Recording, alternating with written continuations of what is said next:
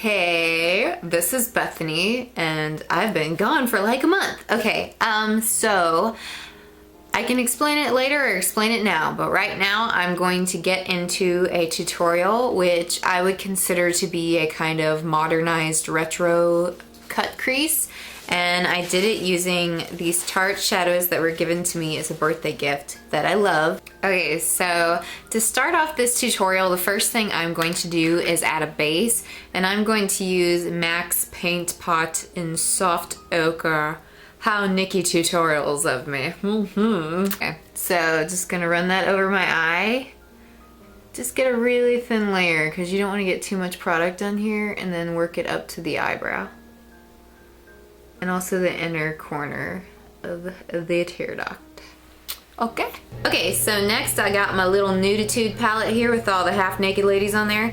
And I'm gonna take this medium matte brown and I'm just gonna contour above the socket a little bit, just making sure to stay completely away from the lid because we want that to be, you know, nudie nude.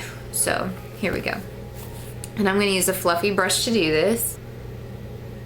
I'm just gonna go way above my crease and trace out a soft shadow of a shape, okay?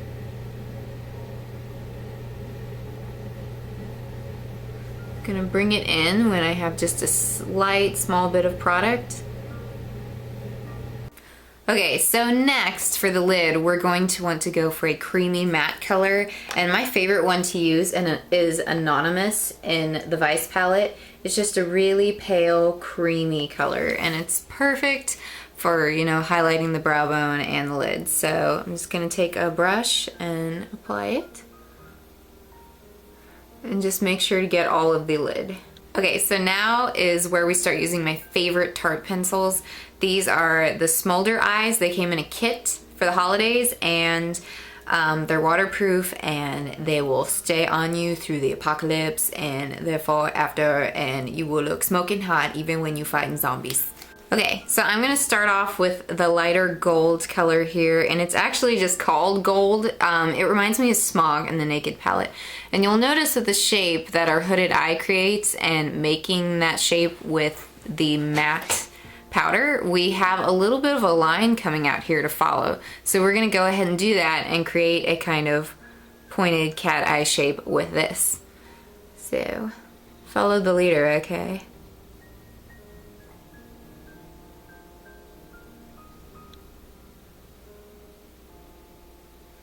Okay, curving that outward, staying pretty far out because we want to make our lids look really big.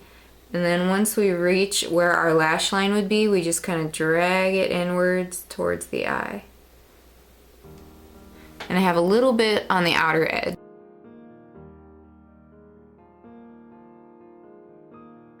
Once that product's down, you're going to want to take a stiff brush and just work it out, soften the edges.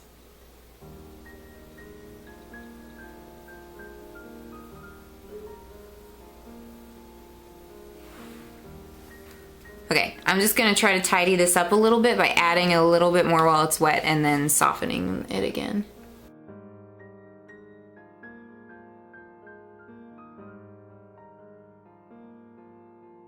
And then be sure to drag it inward and then just let the color fade out.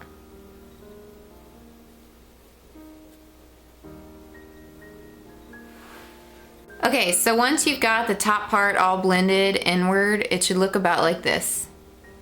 And see how it kind of extends the shape of your lid, making your lid actually look bigger? It's pretty neato. So while you're at it, go ahead and take that same color and line it halfway under your eye towards the middle. And then connect it to the back very subtly. And then I'm just gonna soften it on the lash line to give it kind of a smoked effect. Okay, now I'm gonna take the Tarte eye pencil in the color Champagne.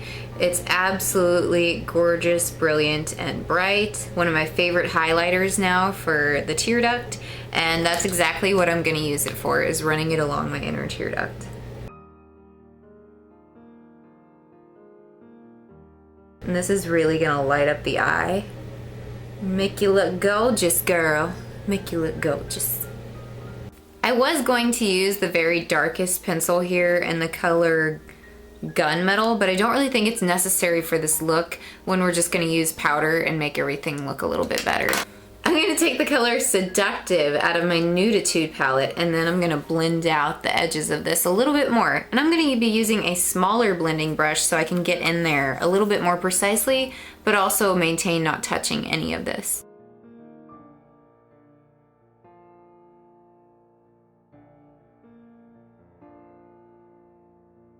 This works to make everything look a little bit more 3D and add dimension, and I really do think it works great.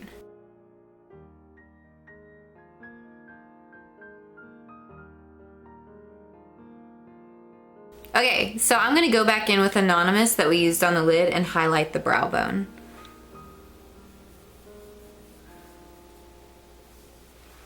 Okay, so I just curled my lashes, so I went back in with the first pencil and just had to retouch up on that line that I led towards the middle of the eye. Alright, next I'm gonna go in with mascara. I'm sure it's not necessary to really show you guys that.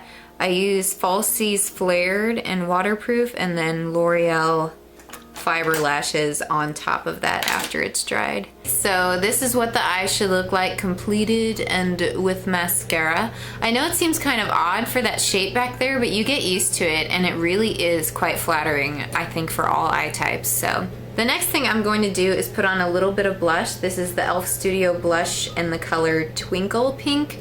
For ages, I actually thought it read on the back Twinkie Pink. I feel really stupid now. You can't read that, but the L is like really short, so I really thought it was saying Twinkie Pink for a day or two, and I just thought that was weird. Okay, so with this neutral look, you can do a lot of different lips. You could do a purple lip if you wanted to, but that's not actually what I'm going to do.